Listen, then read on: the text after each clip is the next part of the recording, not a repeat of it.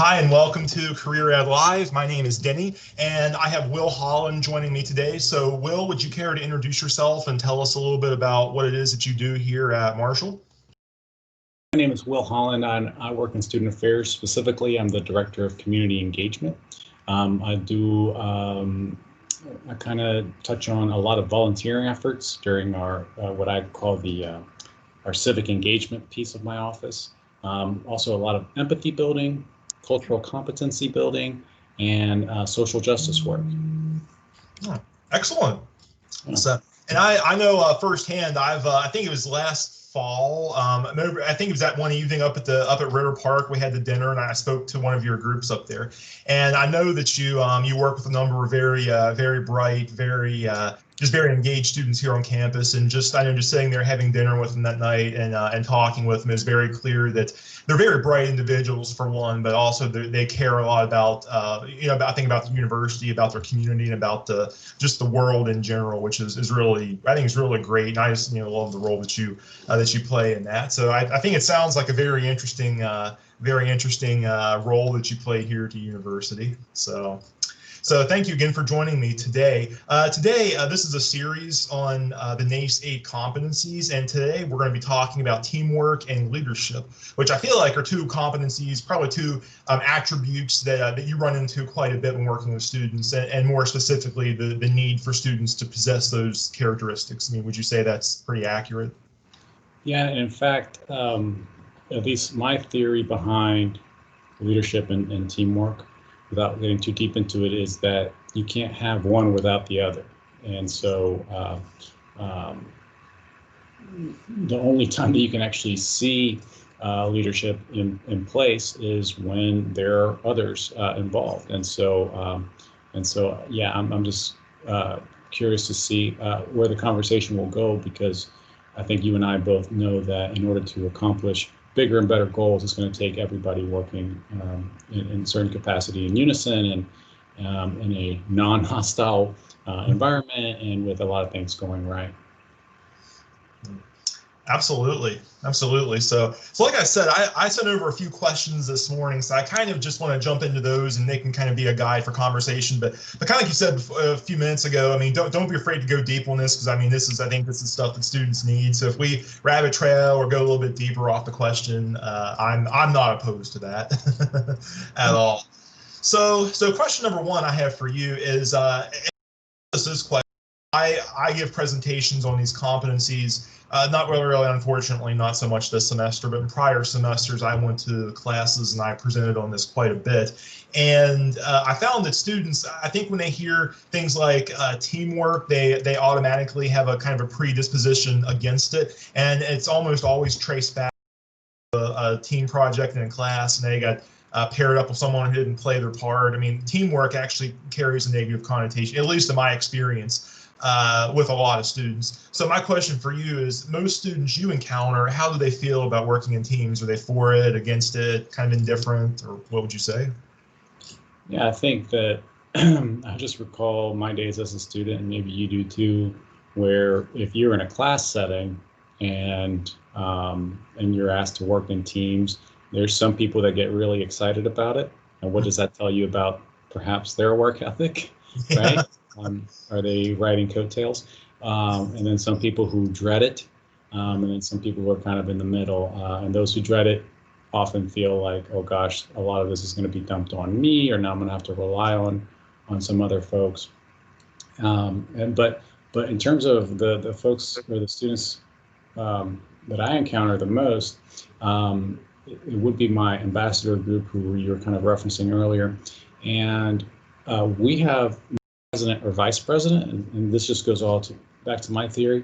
So we don't have leadership positions. We have 12 ambassadors who will take a leadership position that is project-based. So 1 week they will be assisting somebody with their own project or initiative, and then the next week they might be leading their own and asking those who they just helped for that help in return. It's kind of like this oscillating leadership kind of experience. And the reason why I've built it that way is because once we graduate from Marshall, you're going to get a great graduation, or you're going to get a great degree from here, a lot of skills and a lot of references and a lot of resources for you to be successful in the future. But very few of you, and this has nothing to do with you, it's just the way the world works, will be hired as the CEO of a Fortune 500 company your first year out of school, right? Denny, I think you might have statistics to back me up on that. It's probably somewhere less than 90%, right? Now, I'm sure. A lot of you, though, are going to continue to climb that corporate ladder or that ladder in the nonprofit world, in the realm aren't going into careers that are designed for hierarchies. But the reason I bring that up is because in order to, if you are in any time going to be climbing, you have to learn how to be a good team member first. You're not going to get ahead without being able to help others and being willing to accept help from others, right? And I think that is a skill onto itself. And so in order to really carve out this, again, this is just my theory, but this idea of what leadership looks like, at first, it's about knowing how to take the back seat gracefully, willingly, and being able to provide help when needed, because that's what people like to see. Are you easy to work with? Are you reliable? Are you dependable? Once those things in group settings start becoming more and more evident, that's when those promotions, those raises, more responsibilities fall onto you, and that's how your career grows. So again, that's just kind of how I see it, and that's kind of how I like my students to start thinking about it now, because you don't start at the top. Nobody does. Right. And how do you get there? It's by being helpful, not by being cutthroat and conniving. That's usually not the way. And that's really good. So I actually, when you said that, it brought to mind something I've heard stated to me some other point in my life. I can't come up with the source right at the moment, but it was something along the lines of you can't be a good leader if you've not been conditioned to be a good follower. And when you think about it, if someone was very poor at being a follower, how are they going to do in a leadership position? I can't help but think there's going to be a lot of negative issues that are exposed if someone who, for whatever reason, is a bad follower but gets put into a leadership position, because that can and does happen, unfortunately, at times. So I guess something else that kind of popped in my mind too is I think you touched on this a little bit, but what would you say are some really important traits of a good follower, a good team member? Can you go into, that's a little off script, but do you have any thoughts on that? Yeah, I think that one of the things is being dependable, which I just mentioned, because every time that you come through, you get one step closer to being being trusted, right? You don't start off being trusted necessarily. Now, there may not be distrust; it's just more of a neutral setting. So you have to come through time and time again before you can get inside somebody's inner circle. Now, to flip that on the leadership side of dependability is knowing when to delegate and to allow somebody those opportunities in which they can earn your trust, right? But I think just as easily as coming through every time consistently, the time that or the second or the third time that you forget to do something, or that you underperform, or you underdeliver, or you just don't do it at all, that's obviously the downside of things. Is that's when people stop coming to you less and less. So that's step number one. And step number two, I find, is that you could be willing and able and consistent, but if you're not understanding in terms of, let's say Denny and I are working together, and Denny has a question for me or a task for me. I don't quite understand it, but then I go do it. Denny's not going to mind if I ask a couple of questions for me to be better understanding, because the more I can dissect it and understand it, I can attack it a little better, and then I can go back to being dependable and reliable. But I feel like so many times we are in these follower positions, and we're afraid to ask those questions. And I'm very inquisitive by nature. I know that not everybody's like that, but we're afraid because the more questions we ask, we might look incompetent. Well, guess what happens when you don't ask those questions and then you perform the task incorrectly or poorly? Then you look really incompetent, as opposed to if you're asking questions, that's a good way to show interest in something. So start looking at it that way. Get inside of the other person's head, and then start picking up on similar tasks, and then you can ask fewer and fewer questions, but don't be shy about understanding something first before you delve into it. Yeah, absolutely. That's really good. And I was sitting here kind of thinking too that I don't know if it might be kind of strong to call it the ultimate incompetence, but if you ask questions, and then particularly if it's done in a very poor fashion, to me that person is going to be a lot more viewed as a lot more incompetent than someone who come back and ask me maybe even a few more questions than I thought were warranted, because at least if nothing else, that individual's taking the steps to make sure they understand the project, and I mean their work ethic is apparent. They're wanting to give the highest quality, even if they're maybe growing into that role or whatever it is. They at least care about producing the highest quality product or service or whatever. So I can respect that. So absolutely. So next, I was wondering, what advice do you have for students hoping to develop teamwork or leadership skills through campus activities? Because most students probably know they should be. And I go to presentations, I talk about this. I mean, in my career planning class, I think I beat this drum probably. Is important, but you have to do these other things to be the most competitive. But I know you work with a lot of groups. So in particular, what advice do you have for students wanting to build those experiences? Yeah, Denny, if you had to guess, how many on-campus groups, organizations do we have at Marshall? It's right around 200, isn't it? Yeah. So the fact that we have that many organizations, that means that a lot of interests are, are shared by at least 7 people. Probably way more, because you need 7 people to have an organization that's sanctioned by the university here. So, so the fact that we have 200, that means a lot of interests are available for you to kind of meet with others that share that same interest as you, or multiple interests. Because you can be interested in scholastic things like honor societies, but also you could be interested in film and video games and anime and tennis, or whatever the case may be. But the reason I'm bringing this up is because that's instantly the number one way outside of the classroom that you can start honing in on these leadership skills, because all of those have leadership positions. All of those require a certain level of teamwork and a certain level of organization, because just about everybody's mission, or one of the goals in every org, is to grow and to function to properly, and to recruit new members and all this stuff. So especially with our service organizations, now you have people that are trying to bring change about the community and the world. A lot of our fraternities and sororities are structured this way as well. So student orgs, investigate, get on HerdLink, and find out what are others doing. Maybe it's something that you're currently interested in, or something that you don't, very little about, but you would love to find out more. And so you can get involved that way. But at first you join as just a member, but it's really kind of a great way, and you can join more than one, to start looking at, well, maybe I can be treasurer, maybe I can be the vice president, maybe I can be president.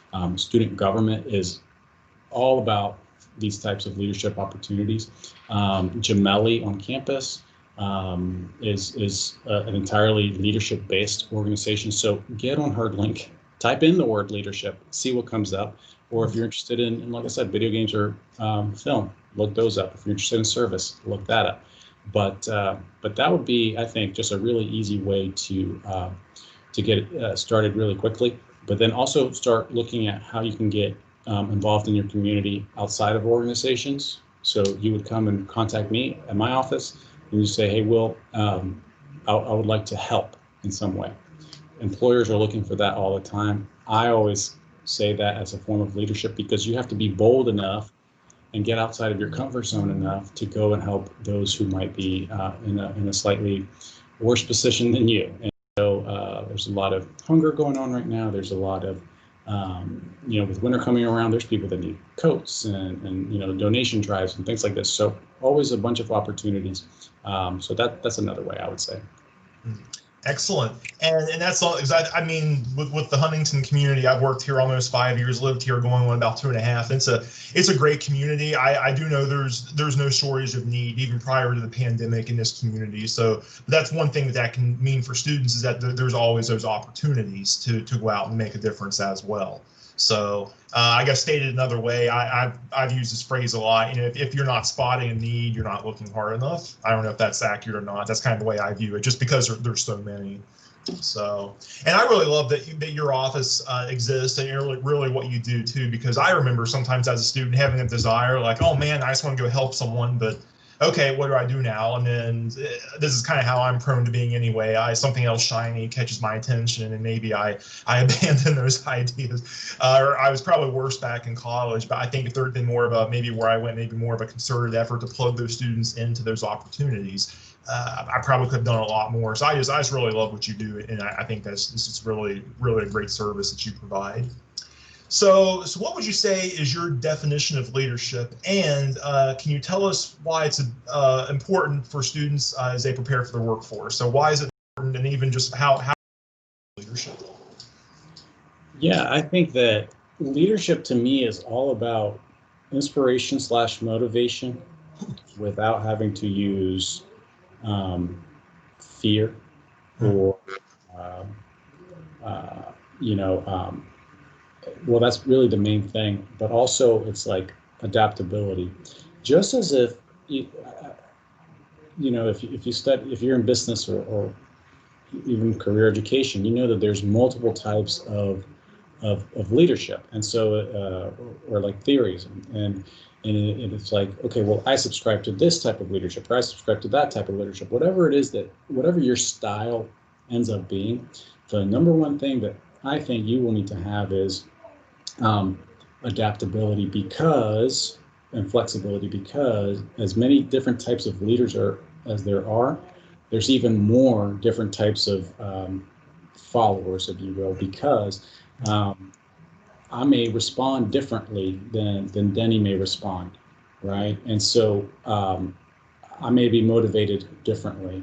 I may be incentivized differently. So if as a leader, you're not really getting to know what drives your folks, then you're doing a disservice to both them and yourself or your organization, because a one-fits-all approach, I find, rarely works, right? And so some people prefer to be hands-off. Some people prefer to be really hands-on. Some people like intrinsic motivation. Some prefer extrinsic. Some people don't like praise. Some people love public praise. So how do you find out about all these folks? And I think that even though on the front end, you're going to have to do a lot more work maybe than you would like in getting to individually know everybody around you, but that has much bigger payoffs, not just in productivity, but relationship building. Yeah, absolutely. And I love that relationship aspect too, because I think if you spend any amount of time around someone at all, I mean, you're probably going to get to know them at least a little bit outside of the context that, whether it's an employee-employer relationship or just people within a club. I mean, if you spend any time at all, you're going to get to see the human side of them. And I think building those relationships. I think not only for me has it been, I think just with work and volunteering, not only for me has it been rewarding, but I think it also enables me to do my job better. Kind of like, I think like what you said, the more you get to know a person, you can maybe realize, okay, here's the best way to communicate with them, or, oh, don't say that to them, or you kind of learn what makes them tick a little bit, and keeping that relationship aspect in mind. And me being I'm a 2-time communication major, so I'm always thinking about that stuff, that how the communication stuff rolls into everything. So I think for me, I feel like I've got a fairly obvious answer to this question, but again, I'd love to hear your take on it. So teamwork and leadership, how can these two skills help a student outside of their careers? Because obviously they're great career skills. NACE identifies them, but outside of occupationally, how might those skills help an individual? Yeah, I think my immediate thought is your family structure. And my wife and I are raising a baby now, and if it were not for solid teamwork, It just wouldn't. We would have rifts and we would have miscommunication and all that. So it's just like all the time having to work together. Just every aspect of any relationship, you can substitute the word team in anywhere that you have a relationship, I think, right? So it's like it takes two to have a good friendship, at least, right? You have to both be kind of working at it, because you all have that friend who's just like all about themselves. How do you like that relationship, right? It's not as pleasant as somebody where you can do a give and take. And so if I think outside of your career, once you're past Marshall, if you can view the world as relationships, that because and maybe you've heard this already, but it's all about relationships, and that's what's going to get you farther in life and all that. But that's kind of how I see it. It's not transactional. It's not like, what can this person do for me? It's all about like, what is the goal? And it's not to analyze every friendship you have or anything, but it's like but most of the time you're going to have a common goal, and that common goal may just be harmony, may just be unity, may just be have a good time, or maybe to like, let's just get through this Thanksgiving without fighting Uncle Bill, or whatever the case may be, right? But it's going to take more than one person working together, and that has nothing to do with work. So that's kind of how I see that. So you said the answer was fairly obvious to you, Denny. What comes to your mind when you think about this? Well, I think. Oh, sorry. When I think about it, I just tend to think about the importance of civic engagement and being involved in one's community.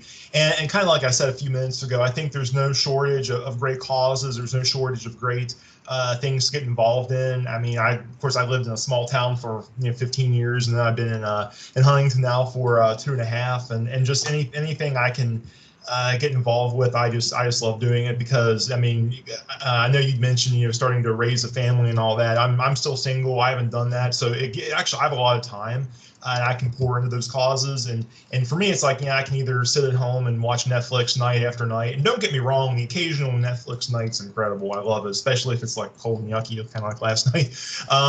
But there's so much more good in the world that can be done. So that, for me, that's the most obvious answer, is just civic involvement. I think everything from local politics, local government, local nonprofits, faith-based organizations. I mean, there's so many of them out there. I feel like most individuals can probably identify one or two that their values will align, and where they could really be an asset to the organization. So yeah. I really like what you said about family too, because when you think about, I mean, who really do you spend the most time with on Earth? I mean, probably the occupants of your own house, and maybe not in some cases, but just how those principles show up there as well, and just leadership and teamwork even within a house, especially kind of like you mentioned, with having a new baby, and how life circumstances can change, and adapting to a new, even if it's a good change, it still can bring new considerations. So I really like the example you shared on that. That's great. Let me see. Do you have any other thoughts on the matter? Because I don't think I have a whole lot else right now. I think we've covered some good ground, and for me, like I said, I feel like I go into presentations and I talk about these matters a lot. But I always love getting a variety of input on these, and hearing from from various people, and particularly people like yourself who work around these items day in and day out. So do you have any other closing or parting thoughts? Yeah, if you're one of those if you're a student who kind of shies away from group work or teamwork or organizations because of the element of more than one person, college is really the time for you to get involved in that way, because there's no escaping it when you're past college. And so now is a good time to hone in on that skill. So instead of seeing it as something that that you need to avoid because it could be awkward, or it could be the diffusion of responsibility could land all on your desk, or whatever the case may be. The reason why, if you can just take that and look at it as a opportunity for you to hone in on a skill, to grow, and to work on your leadership, to work on your teammate ability, then now you're putting a spin on it. At least you're visualizing it in your mind a little bit different, and it's like doing exercise, right? You're doing something that's good for you, that maybe you don't love doing it every day, but it's good for you, and it's going to make you stronger in the end. And remember, if you go to if you sit down for an interview, I can almost tell you 9 times out of 10, one of the questions that's going to come up is, would you say you're a good team member, or something along those lines? And then a follow-up question oftentimes is going to be like, okay, tell me about a time that you led a group. Okay, well, you need to have those experiences in your back pocket for you to reach into. So the more that those opportunities that you embrace, that you go into, the better the better suited you'll be when it comes to not only the interview, but also in the job setting itself once you land the job.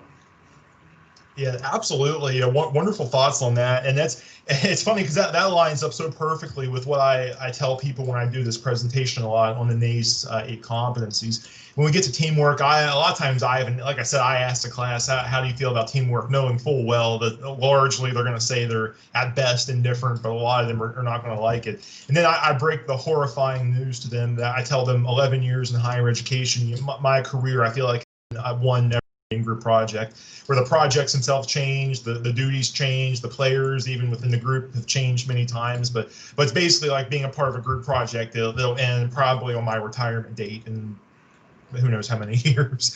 So, and it's if you're passionate about what you do and you're surrounded by good, wonderful thing. But I've had students almost look like they want to cry when I tell them that. I think because they hate group projects so much, they just get that look on their face, like that look of shock and horror. And I kind of feel bad for saying it, but at the same time, it's true. Because I know even you and I, we've worked on a few projects, and I've got things that are related to my specific job duties here. I mean, there have been extracurricular projects that I've taken a part in as well, but it's involved working with a lot of people, and it's been really neat because I've got to meet a lot of people around the university, and by and large, there's a ton of great people that work here. But even if you don't work in higher ed, I mean, there's because I think higher ed is very committee driven and meeting driven. But even if you don't work in higher ed, yeah, there's no escaping the group work. So I really totally agree with everything that you mentioned. So excellent. Do you have any other thoughts for me, or anything else on your mind about the topic? No, thank you for having me on. Great. Well, thank you for joining me as well. I really appreciate this. And I just want to thank everyone who's watching this recording. Again, this is Career Ed Live. This is a new once monthly outreach from the Office of Career Education. And I hope to see you all back here soon.